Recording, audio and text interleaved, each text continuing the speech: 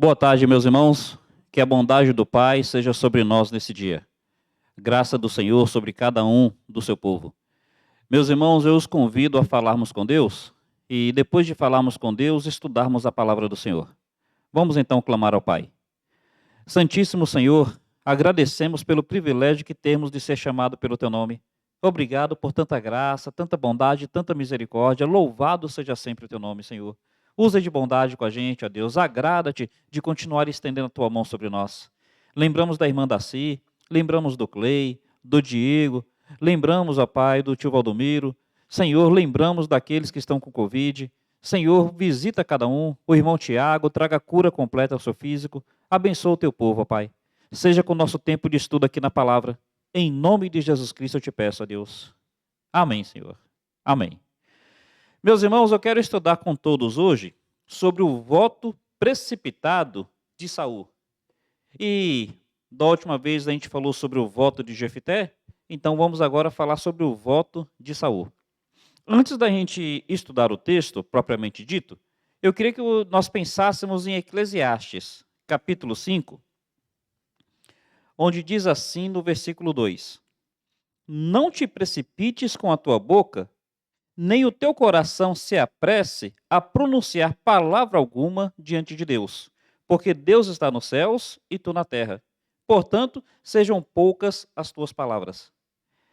A Bíblia está nos dizendo que a gente precisa ter um pouco mais de cuidado, a gente precisa ser mais prudente, porque nós, diante de Deus, nós precisamos compreender que o soberano é Ele, não somos nós. Então, às vezes, a gente faz algumas afirmações muito categóricas, a gente faz algumas promessas, a gente assume alguns compromissos, sem entender que as coisas não estão no nosso poder, não estão no nosso controle. Aí, pensando nisso, eu gostaria que nós tentássemos entender o voto de Saul. Me acompanhe na passagem que é essencial.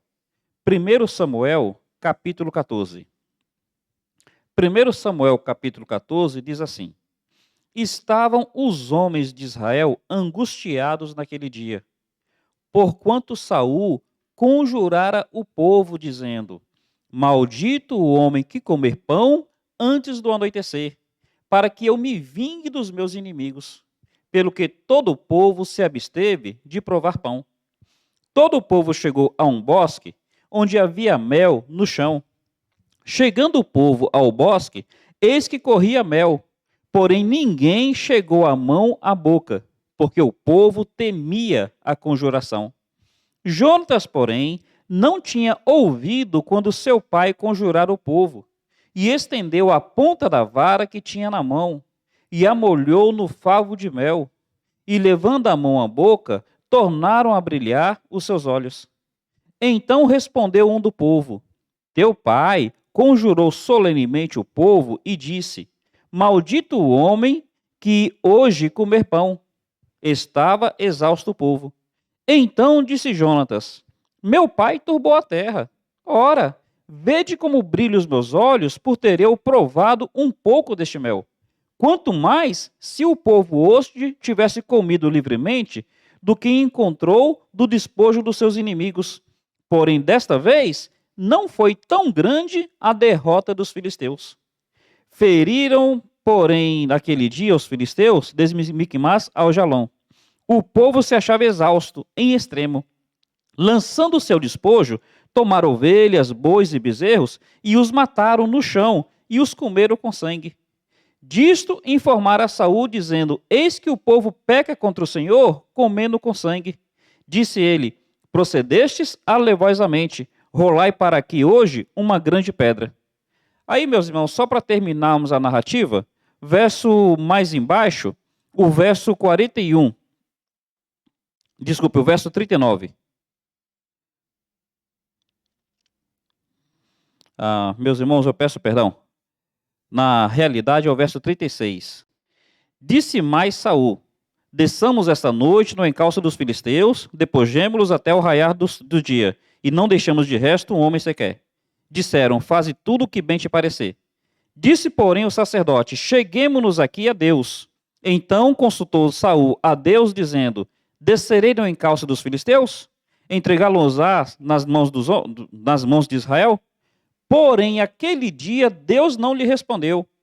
Então disse Saul: chegai-vos para aqui todos os chefes do povo e informai-vos, e vede qual o pecado que hoje se cometeu. Porque tão certo como vive o Senhor, que salva Israel, ainda que com meu filho Jonatas esteja a culpa, seja morto. Porém, nenhum do povo lhe respondeu. Disse mais a todo Israel: vós estareis de um lado, eu e meu filho Jonatas do outro. Então disse o povo a Saul: faz o que bem te parecer. Falou, pois, Saul ao Senhor, Deus de Israel: mostra a verdade. Então Jonatas e Saul foram indicados por sorte, e o povo saiu livre. Disse Saul: lançai a sorte entre mim e Jonatas, meu filho, e foi indicado Jonatas. Então disse Saul a Jonatas: declara-me o que fizeste. E Jonatas lhe disse: tão somente provei um pouco de mel, com a ponta da vara que tinha na mão. Eis aqui estou pronto para morrer. Então disse Saul: Deus me faça o que bem lhe aprouver. É certo que morrerás, Jonatas. Então, meus irmãos, a narrativa é um pouco longa. Qual é a narrativa? Saul havia dito que não era para ninguém comer nada naquele dia. E Jonatas, sem saber, comeu. Aí, no final, Jonatas quase que seria morto por causa desse voto de Saul. Então, nós estamos vendo aqui um voto precipitado. Queria aprender com os irmãos a partir dessa passagem. Em primeiro lugar, o voto de Saul tinha validade diante de Deus? O voto de Saul tinha um peso espiritual diante de Deus, de forma que o povo precisaria ficar comprometido com o voto? Meus irmãos, tinha sim. Quando o povo pediu um rei para Samuel, Samuel chegou diante do povo e leu todos os critérios, leu todas as implicações, falou para o povo que se o povo realmente queria um rei, esse rei seria ungido de Deus para o povo. Então o povo precisaria acatar aquilo que o rei dissesse. Então, o que o rei falou, por ser ungido do Senhor, tinha peso espiritual diante do povo. Aqui a gente vai aprender que o povo antes foi precipitado quando escolheu um rei. E o povo foi precipitado quanto ao rei que escolheu. Eles queriam um rei que sobressaísse dos ombros para cima. O povo não pensou como é que era o caráter e o coração desse rei.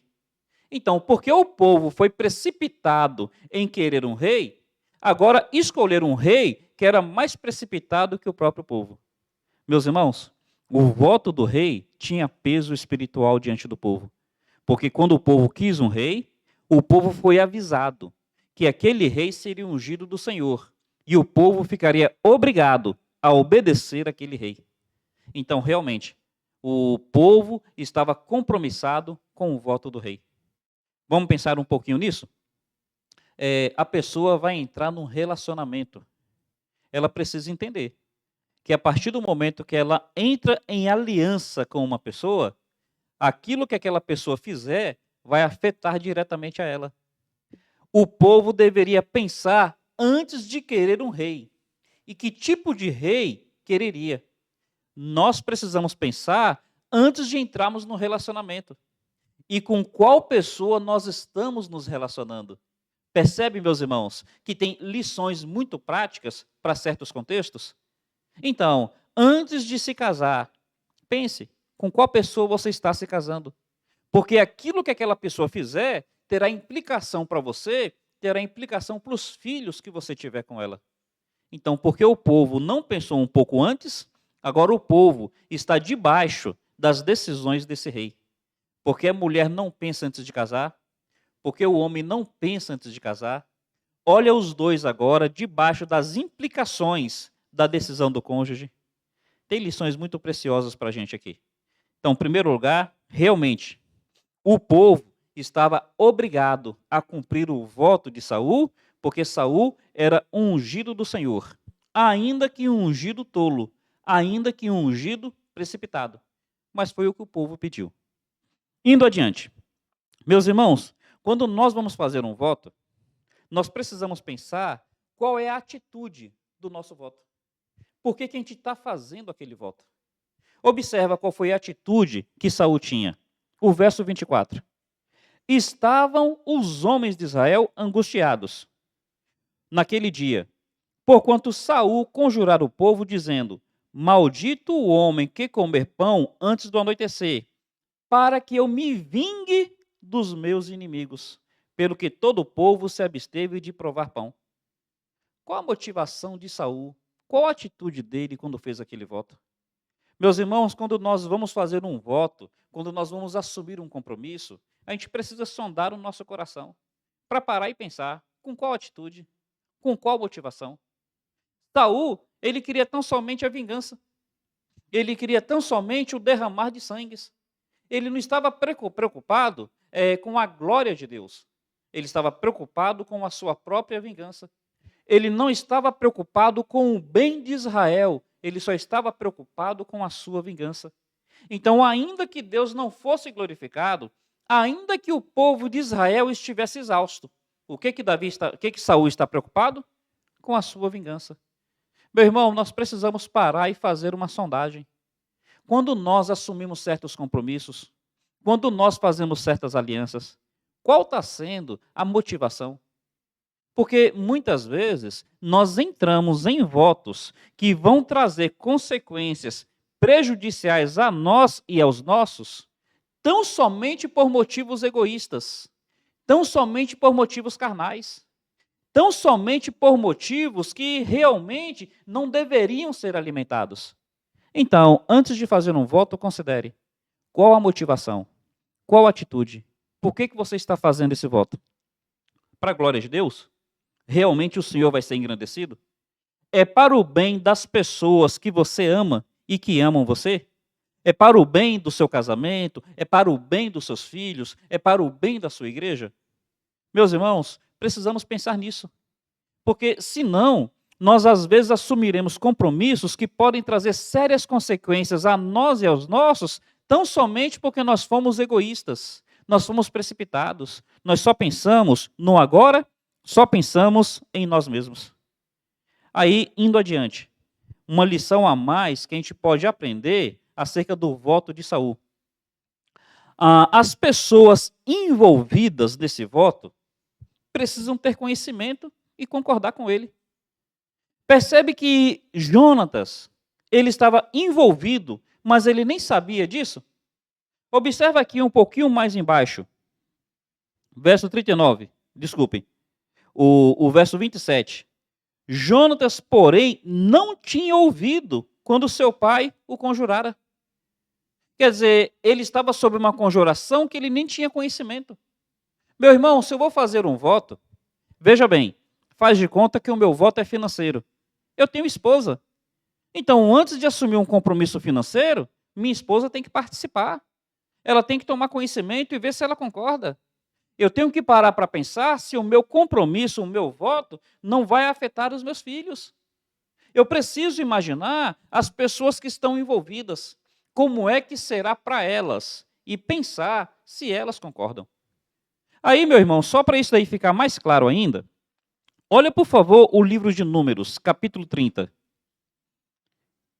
Números, capítulo 30. Números 30 diz da seguinte maneira: falou Moisés aos cabeças das tribos dos filhos de Israel, dizendo: Esta é a palavra que o Senhor ordenou. Quando um homem fizer voto ao Senhor, ou juramento, para obrigar-se a alguma abstinência, não violará a sua palavra. Fará segundo aquilo que prometeu. Então está aqui. Aí olha o verso 3. Quando, porém, uma mulher fizer voto ao seu senhor, ou se obrigar a alguma abstinência, estando na casa de seu pai, na sua mocidade, seu pai, sabendo do voto e da abstinência que ela se obrigou, se ele se calar, todos os seus votos serão válidos. Terá de observar a abstinência que se obrigou. Mas se o seu pai, no dia em que tal soube, o desaprovar, não será válido nenhum dos votos dela. Percebe? Parece que a moça ela precisaria participar aquelas pessoas que estivessem envolvidas. No caso da mulher, tinha que participar o pai, ou se fosse casada, tinha que participar o marido. Realmente, uma cultura patriarcal, onde a mulher estava debaixo da autoridade do pai, ou debaixo da autoridade do marido. Nós estamos numa outra cultura. É verdade que a mulher precisa responder ao seu pai, precisa responder ao seu marido.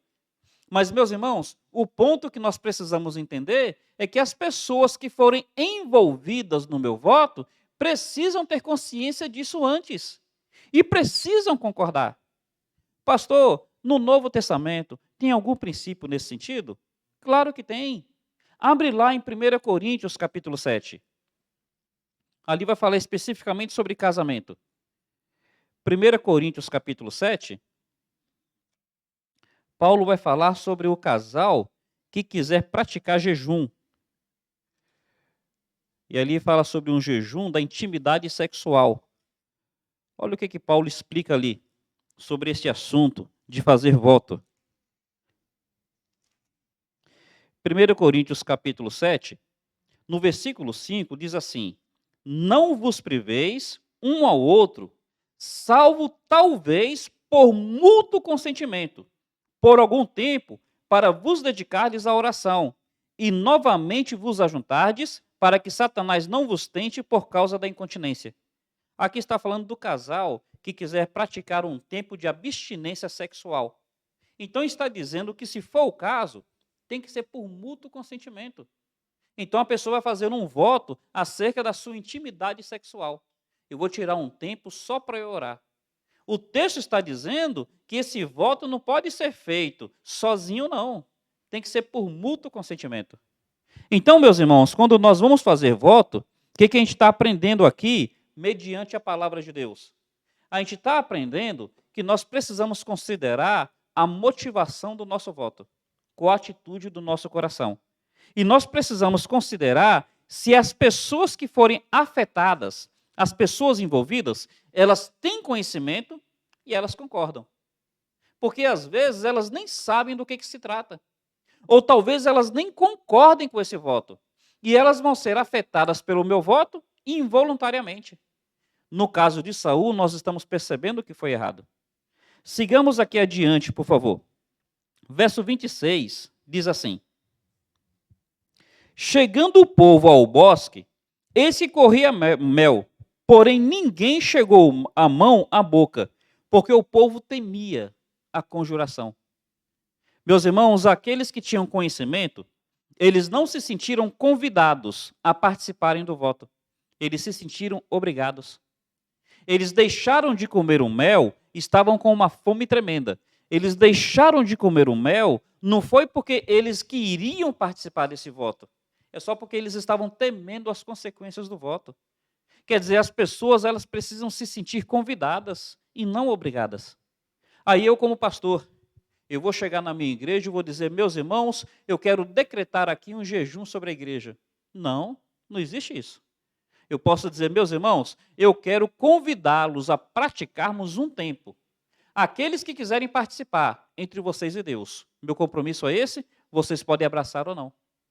Percebe a diferença? As pessoas têm que se sentirem convidadas e não obrigadas. O meu voto tem que trazer realmente uma obrigação sobre mim. O meu voto não pode trazer uma obrigação sobre os outros. Os outros devem se sentir convidados a aceitar esse compromisso ou não. É muito fácil eu decretar um voto onde os outros sejam obrigados sem eles quererem participar. Não é esse o caminho. Não é assim que a Bíblia vai nos ensinar que essas coisas devem acontecer. Saul aqui está mostrando o quanto que ele foi tolo. Saul está mostrando o quanto que ele foi precipitado ao agir dessa maneira, ao fazer dessa forma. Lembra o que a Bíblia disse: toma cuidado. Cuidado ao pronunciar palavras diante do Senhor. Eu realmente, como um crente em Jesus Cristo, como um servo de Deus, eu posso fazer votos. E eu posso esperar que Deus, na sua bondade, venha honrar o meu compromisso nesses votos. Mas eu preciso tomar cuidado. Preciso tomar cuidado se esses votos vão glorificar ao Senhor ou se eles são apenas para satisfação do meu ego, para satisfação da minha carne. Eu preciso considerar se as pessoas afetadas por esse voto, elas estão conscientes disso e se elas concordam. Porque as pessoas devem se sentir convidadas e não obrigadas. Meus irmãos, vamos adiante. Pense bem nesse ponto aqui. Quando o voto é precipitado, o tiro sai pela culatra. Quando o voto é precipitado, o tiro sai pela culatra. Então, o objetivo alcançado, o objetivo previsto, acaba não sendo alcançado. Por que Saul fez esse voto? No verso 24, ele fala que era para ele alcançar vingança sobre os seus inimigos. Então, ele queria que a sua vitória tivesse o maior impacto possível. Mas por causa deste voto, exatamente por causa desse voto, olha o que acontece nos versos 29 e 30. Então disse Jonatas: meu pai turbou a terra. Ora, vede como brilham os meus olhos por ter eu provado um pouco de mel. Quanto mais se o povo hoje tivesse comido livremente do que encontrou, despojo dos seus inimigos. Porém, desta vez, não foi tão grande a derrota dos filisteus. Percebe? Saul fez o voto para que a vitória dele fosse maior. Mas exatamente porque o povo não pôde comer nada, o povo ficou fraco. O povo não conseguiu perseguir os inimigos. Então o tiro acabou saindo pela culatra. Meus irmãos, quando nós não paramos para pensar no que nós estamos fazendo, aquilo que a gente imaginou que aconteceria acaba ficando longe de nós. O tiro acaba saindo pela culatra. Então o povo, ao invés de ficar fortalecido para vencer os inimigos, o povo estava tão enfraquecido que não conseguiu alcançar os inimigos para ter vitória. Era só o povo chegar até os inimigos e venceria. Mas o povo não conseguiu nem mesmo perseguir os inimigos. E aí a gente deve se perguntar o seguinte: seu voto ajuda ou atrapalha? Já viu a expressão, o remendo fica pior do que o rombo? Aí a gente precisa pensar nisso daqui. O nosso voto está ajudando ou o nosso voto está atrapalhando? A gente precisa pensar o seguinte: o nosso voto está trazendo bênção ou o nosso voto está trazendo peso? A gente vai fazer assim, tipo campanha de oração. E aquela campanha de oração acaba sendo uma coisa exaustante, acaba sendo uma coisa desgastante. A gente, de repente, vai fazer uma campanha para isso, uma campanha para aquilo, e ao invés das pessoas se sentirem motivadas, ao invés das pessoas se sentirem impulsionadas, as pessoas se sentem constrangidas, se sentem obrigadas. Está sendo bênção ou está sendo peso? Existe algo que a gente precisa considerar sobre isso, que eu vou chamar de efeito sanfona. Observa, por favor, os versos 32 e 33. Diz assim, a partir do verso 31. Feriram, porém, naquele dia dos filisteus, desde Miquimás até Jalom. O povo se achava exausto em extremo. E, lançando-se ao despojo, tomaram ovelhas, bois e bezerros, e os mataram, e os comeram com sangue. Disto informaram a Saul, dizendo: eis que o povo peca contra o Senhor, comendo com sangue. Disse ele: procedestes alevosamente, rolai para aqui hoje uma grande pedra. Qual é o efeito sanfona? Já viu aquelas pessoas que fazem uns regimes malucos? Uns regimes bem, como é que a gente pode dizer? Drásticos. E elas perdem muito peso em pouco tempo? Na hora parece que funcionou. Mas aí, assim que elas saem do regime, então o que acontece? O efeito sanfona. Elas murcharam e daqui a pouco elas inflam de novo. Então, aqui no caso do povo de Israel, o povo de Israel, porque ficou muito tempo sem comer, na hora que eles puderam comer, eles comeram a carne com sangue e tudo.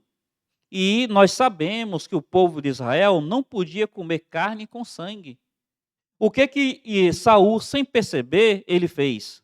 Além do tiro ter saído pela culatra, Saul acabou criando uma condição que o povo não só desonrou o voto, o povo acabou pecando contra Deus. Eu preciso parar para pensar se as condições que eu estou criando diante das pessoas à minha volta não está criando uma pressão tão grande que quando as pessoas saem dessa pressão, eles vão para o outro extremo. Na psicologia, tem um termo chamado descompressão, que vem de um fenômeno náutico. Então, como é que é esse fenômeno náutico? Quando a pessoa mergulha, conforme ela aprofunda no mar, então aquela água sobre ela cria uma pressão.